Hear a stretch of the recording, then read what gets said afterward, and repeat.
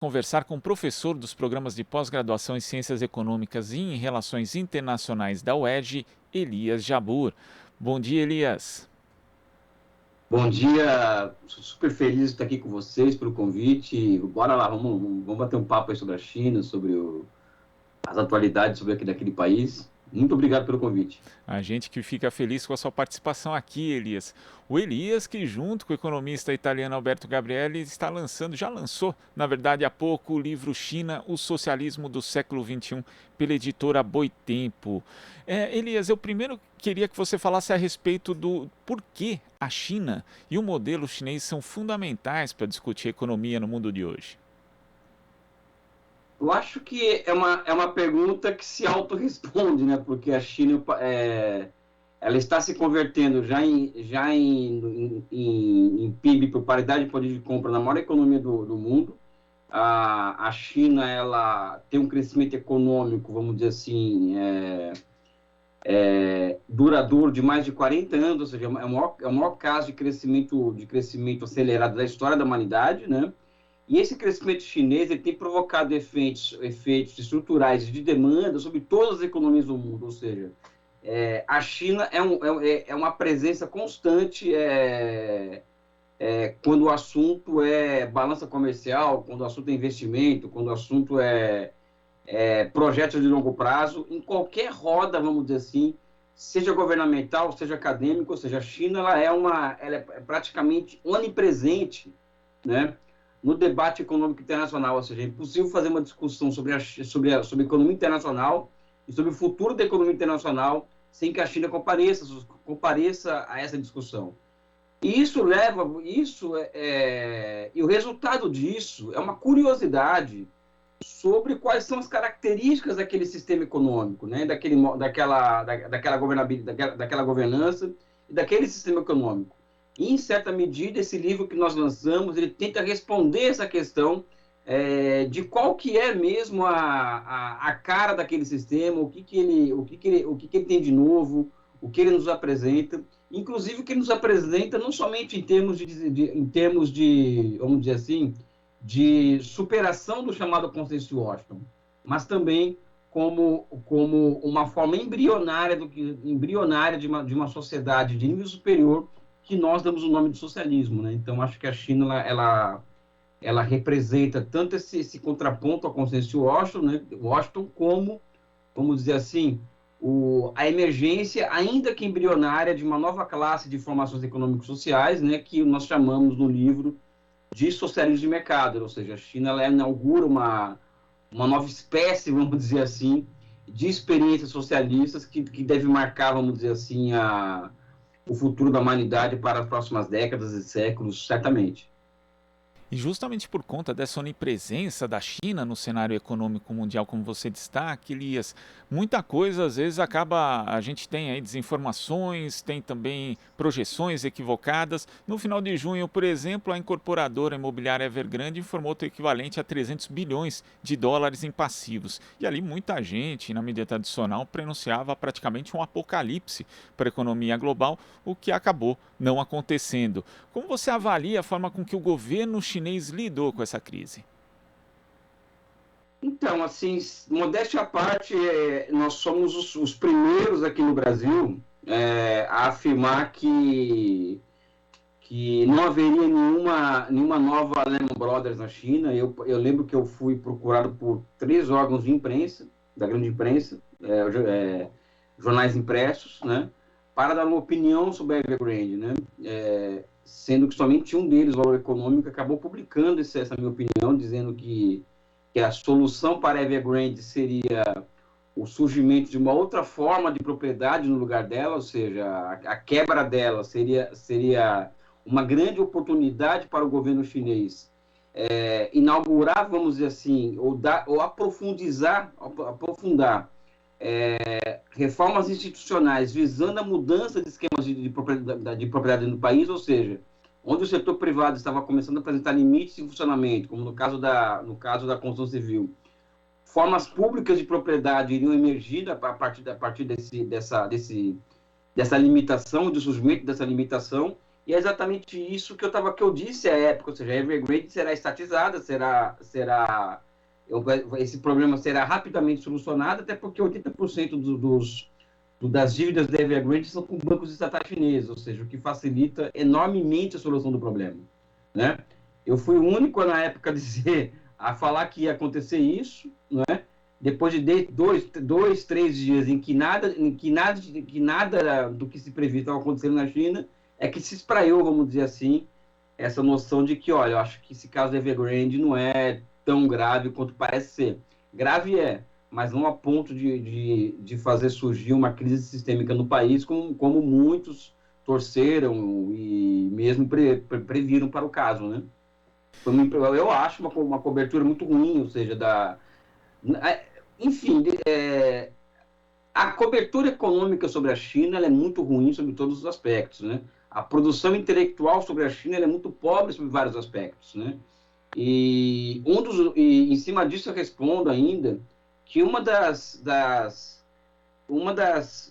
dos incentivos para que eu e o Alberto Gabriel escrevêssemos esse livro também reside no fato de a China ser uma realidade que, apesar de mudar há 20 anos consecutivos, ou seja, a China muda há 20 anos a face do seu sistema econômico, as explicações para o sucesso chinês não mudam desde então, há muito tempo, né? Ou seja, é sempre o mesmo discurso, as mesmas explicações, e nós aqui com esse livro, né, dada a polêmica que ele já levantou desde o seu lançamento, numa live com a presença da Dilma Rousseff, ele dada a polêmica em si, já é a expressão, vamos dizer assim, de que algo novo nós estamos tentando apresentar explicativo àquele fenômeno, né? E nesse caso específico foi uma resposta bem diferente, por exemplo, daquela dada pelos Estados Unidos na crise econômica de 2008, né? Um país que acaba ficando refém daquelas empresas ou daqueles bancos também que são grandes demais para quebrar e acabou ali ajudando, mas as bases do sistema que na verdade eram frágeis e que resultaram naquela crise, elas continuam lá. Então também é interessante distinguir, né? Como um estado responde a uma crise, como o outro também responde. Inclusive, a resposta da China à crise de 2008 também foi bem diferente, né, Elias? Então, o interessante, você tocou no ponto que é fundamental, né? Que eu, particularmente, eu já estudo a China há 25 anos, né? O meu primeiro trabalho publicado sobre a China foi no Seminário de Iniciação Científica em Geografia na USP, em 96, ou seja, eu tenho uma produção sobre aquele país de 25 anos, quase que ininterrupta, né?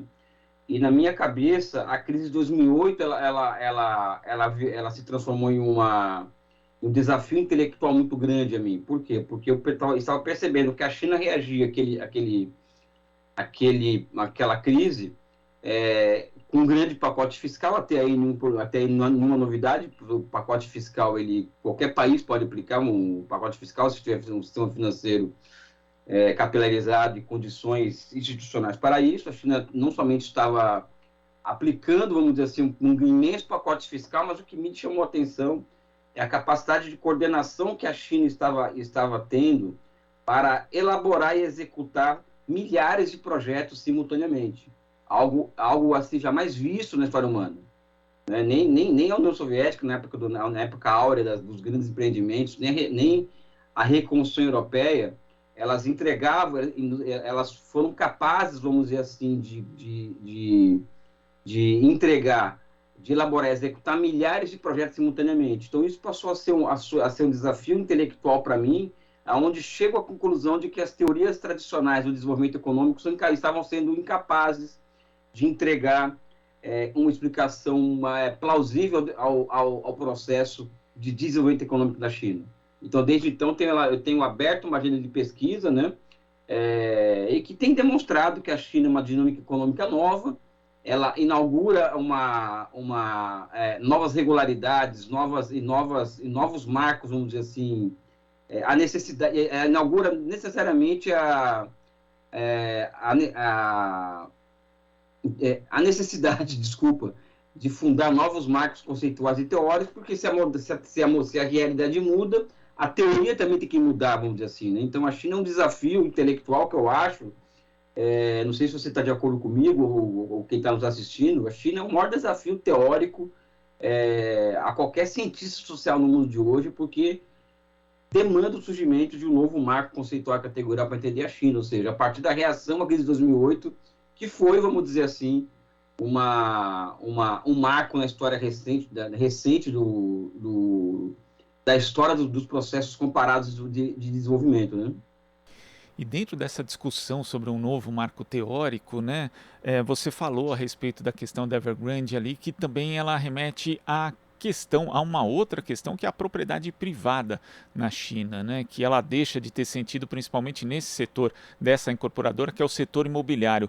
Como que essa questão da propriedade ela se insere na discussão sobre a economia chinesa, a sociedade chinesa, e como acaba trazendo luz também ao próprio conceito vigente na sociedade ocidental de propriedade privada, Elias?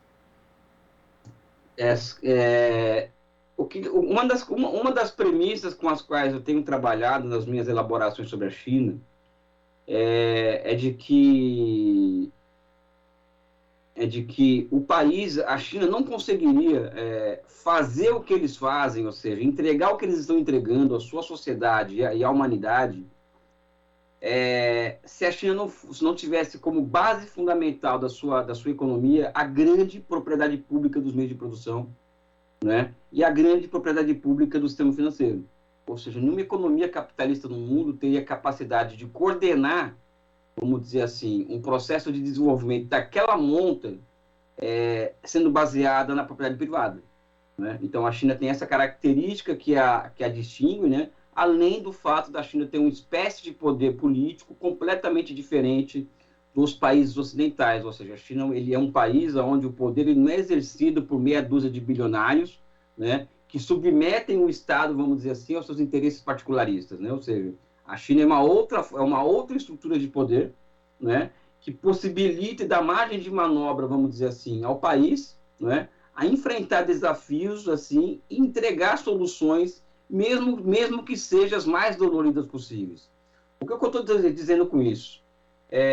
Um dos grandes, vamos dizer assim, problemas das análises econômicas sobre a China, seja ela do campo da heterodoxia econômica, mais à esquerda, mais não ortodoxa, e ortodoxa, é que ambas partem do pressuposto de que por a propriedade privada na China ela ser maior, vamos dizer assim, do que a propriedade pública em termos de tamanho, né, a economia chinesa deve ser analisada dos marcos de uma economia baseada na propriedade privada dos meios de produção. Então, eles acabam analisando aquela economia partindo com o mesmo olhar que se analisa uma economia como a americana, coreana, japonesa ou inglesa, ou seja, uma economia baseada na grande propriedade pública. Mas quando você observa a China, por exemplo, e olha que a propriedade privada na China é cada vez mais ancilar ao setor público da economia, né? Você, no mínimo, tem que perceber que os marcos com os quais você observa aquela realidade, né, tem que mudar completamente. Ou seja, uma economia baseada, por exemplo, no setor público, né, ela tem custos de produção muito menores do que os custos de produção de uma economia baseada no setor privado. Por quê? Porque o lucro é uma convenção, ou seja, a propriedade privada é uma convenção e o lucro ela recompensa a existência da propriedade privada, né? Então, se você tem uma economia onde a propriedade social dos meios de produção ela está no núcleo dela, ou seja, o lucro ela passa a não ser, vamos dizer assim, parte do horizonte daquele corpo empresarial. É evidente que as empresas estatais chinesas, os 96 conglomerados empresariais chineses, eles têm o lucro mais como uma meta administrativa, do que uma lei social. Isso é uma diferença que eu acho que é crucial para entender as razões pelas quais a China consegue crescer sem parar, né? Porque ela tem conseguido demonstrar flexibilidade suficiente para, de um lado, ela promover mudanças institucionais ao longo do tempo, que foram rearranjando seus esquemas de propriedade. Aliás, o local onde o Estado e as outras formas de propriedade se localizassem diante do organismo econômico, e atualmente a China inaugura uma nova onda de inovações institucionais muito profunda, no qual a propriedade privada que existe na China, que não é pouca, ela está cada vez mais estatal, ou seja, cada vez mais sob controle, nem do Estado, eu falo do próprio Partido Comunista, né? Ou seja, atualmente todas as empresas privadas chinesas são obrigadas a ter um CEO do Partido Comunista, né? No corpo diretivo da empresa. Isso significa interferência direta do partido em decisões de investimento privado, algo que no Ocidente seria uma loucura, né? E também pelo fato dessa ideia que você colocou do too big to fail na China, ocorreu o contrário.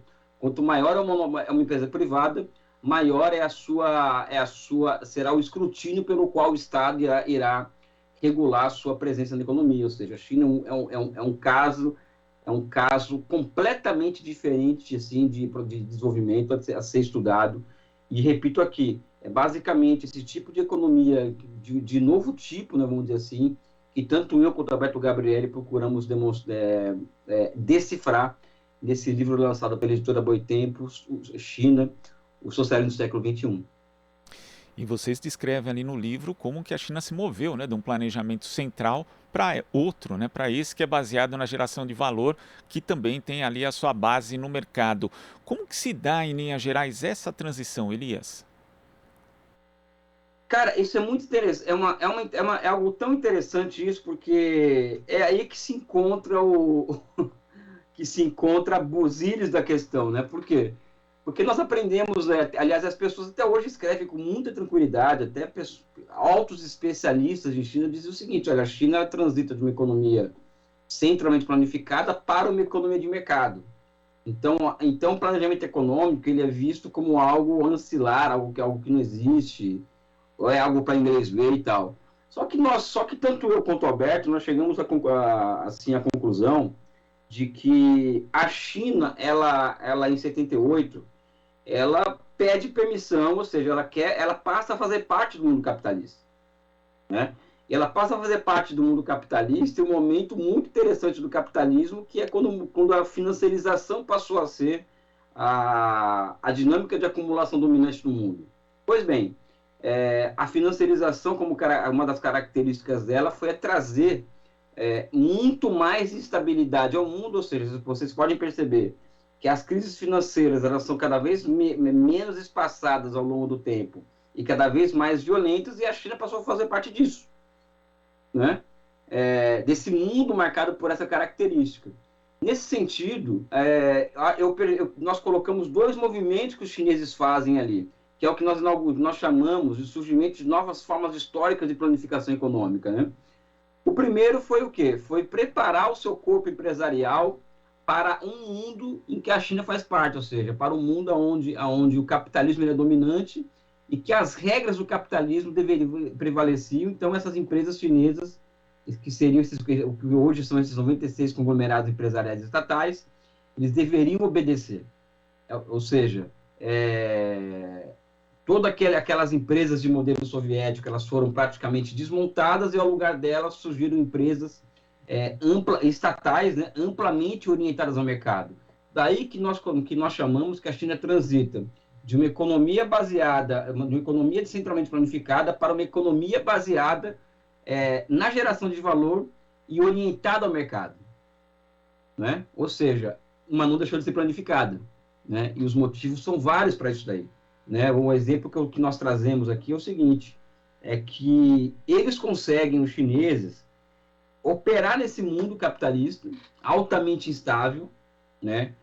E formar, vamos dizer assim, uma massa de técnicos, vamos dizer assim, voltados à elaboração e execução de grandes projetos e de planejar a economia do país, capazes de entregar a solução para problemas econômicos, aos problemas econômicos chineses, em um mundo que eu chamo de muito louco. Ou seja, os chineses conseguiram prever problemas, vamos dizer assim, entregar soluções ex ante ao surgimento dos próprios problemas. Isso se deve a um sistema de planificação muito peculiar.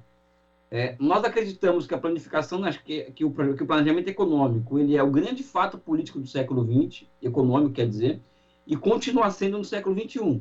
Tanto é que hoje uma das características da economia chinesa, que nós apontamos esse livro, no livro, é de que a China hoje ela transita de uma planificação baseada no mercado e orientada à geração de valor, que é a dominante no país, para um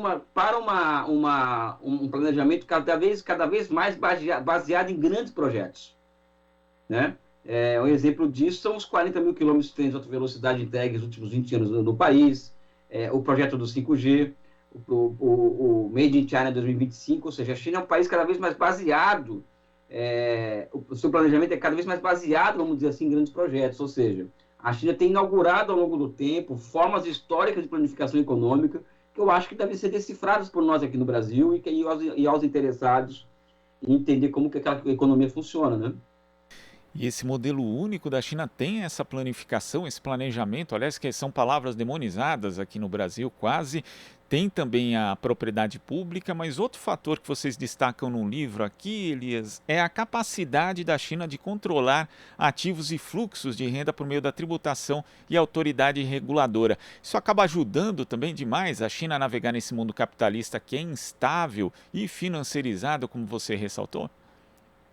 Então, um lance que é interessante também é o seguinte, se você for observar, por exemplo, o controle estatal sobre os fluxos de renda nos países capitalistas centrais, eles diminuíram muito ao longo dos últimos 20 anos, a ponto de chegar a zero nos Estados Unidos, né? Ou seja, o controle estatal sobre os fluxos de renda. Na China, aí tem as cabalas, né, que surgem aí, né, que falam que 30%, por exemplo, dos fluxos de renda são controlados pelo Estado, ou seja, isso significa que o Estado controla, vamos dizer assim, uma boa parte do conjunto das suas empresas, vamos dizer, das empresas e do horizonte espiritual, horizonte empresarial do país. E, evidentemente, um país que controla 30% dos fluxos de renda da sua economia, em comparação com os outros que controlam zero, como é o caso do capitalismo central, esse país sai com grandes vantagens, vamos dizer assim, em relação aos outros. Por quê? Porque ele consegue dar respostas, vamos dizer assim, muito mais rápidas a crises econômicas ou a intempéries do que os países capitalistas. Por exemplo, a China, acredito, inclusive, que a pandemia foi a grande demonstradora disso daí, né? Uma economia que ela tem que ela é baseada na grande propriedade pública no meio de produção, né? E ela tem uma capacidade de resposta muito maior, vamos dizer assim, a problemas que vão afetar o setor produtivo da sua economia do que o país capitalista, assim, né? Do que o país capitalista, mesmo um país de capitalismo controlado como a Alemanha, por exemplo. Então, acho que essa capacidade dos chineses esse controle sobre os fluxos de renda maior do que nos países capitalistas é uma vantagem competitiva absurda em favor da China, né? Apesar de eu achar que esse número de 30% é uma cabala, porque eu acho que é muito maior isso daí, porque todo o setor privado chinês, em grande medida, ele é controlado pelo Estado, né? O setor privado chinês ele depende de créditos que somente os bancos públicos podem entregar a eles, ou seja, o alcance e a capilaridade do Estado e do Partido Comunista, né, são dois entes que não dá para se falar de forma separada, né, até porque o Estado chinês ele não é autônomo, ele está a serviço de um objetivo estratégico traçado por uma força política particular, né, eu acho que ele é muito maior do que nós imaginamos, ou seja, essa capilaridade, essa capacidade de interferência na realidade, ela é muito grande na China, né? Elias, a gente podia aqui discutir durante horas, né, sobre a China. Você entende muito, sabe muito a respeito do assunto aqui, mas eu queria destacar para a gente finalizar dois trechos, duas frases, na verdade, do livro, que são as seguintes. A cooperação não é menos natural para a mente humana do que o egoísmo. E a outra é: se não superarmos o capitalismo, isso pode ser o fim da espécie humana e de outras espécies. O socialismo de mercado chinês pode ajudar, pelo menos, discutir a naturalização do capitalismo, já que para muita gente é inconcebível, até, né, já que o capitalismo está tão entronizado na cultura, é inconcebível imaginar uma outra realidade que não a realidade capitalista? É, eu acho que a presidenta Dilma, ela tem sido vítima de um bullying generalizado na imprensa, porque ela disse na live de lançamento do nosso livro que a China seria uma luz no fim do túnel, diante de um Ocidente decadente, etc. Eu não vou discutir a decadência ocidental, porque eu acho que os fatos dizem por si só, né? Em comparação à China. A China retirou da pobreza, a China, ela livrou toda a sua população que ainda existia na linha da pobreza, ou seja, a China eliminou a pobreza extrema no país em meio à pandemia. A China, em 1949, um homem chinês, ele tinha uma expectativa de vida de 35 anos. Hoje, está mais do que duplicou a expectativa de vida. Não é? E a China tem demonstrado amplas possibilidades, vamos dizer assim, de execução de grandes objetivos que nenhum país capitalista tem sido mostrado capaz de entregar e de fazer. Não é? E evidentemente que o fato daquele país ele insistir em uma direção de um partido comunista é esse que diz que o objetivo estratégico do regime é a constituição de uma sociedade socialista avançada. Eu acredito que isso, 30 anos após a proclamação do fim da história por Francis Fukuyama, não é qualquer coisa, né? Acredito que aqui no Ocidente existe um gap muito grande, principalmente entre os marxistas, de se compreender a China fora de parâmetros pré-estabelecidos, ou seja, fora de apriorismos que nada tem de dialético, de marxista, vamos dizer assim, né? Então, a China, eu acredito que ela nos traz elementos suficientes de que, sim, ela é uma luz no fim do túnel, né? E de que ela seria o que eu poderia dizer assim, da anatomia humana que serve à compreensão da anatomia do macaco, porque os chineses estão construindo a engenharia social mais avançada do tempo que nós vivemos.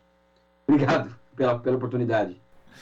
A gente que agradece, Elias, e quem quiser se aprofundar no assunto, o livro China, o Socialismo do Século XXI, é publicado pela editora Boitempo, está disponível no site da editora, também nas demais livrarias. O livro do Elias, junto com o economista italiano Alberto Gabrielli. Elias, muito obrigado pela sua participação aqui no Jornal Brasil Atual. Volte mais vezes. Até a próxima. Já estou me convidando para voltar. Obrigado. Abraço. Abraço. Conversamos aqui com o professor dos programas de pós-graduação em Ciências Econômicas e em Relações Internacionais da UERJ, Elias Jabbour. Você está ouvindo Jornal Brasil Atual. As notícias que os outros não dão.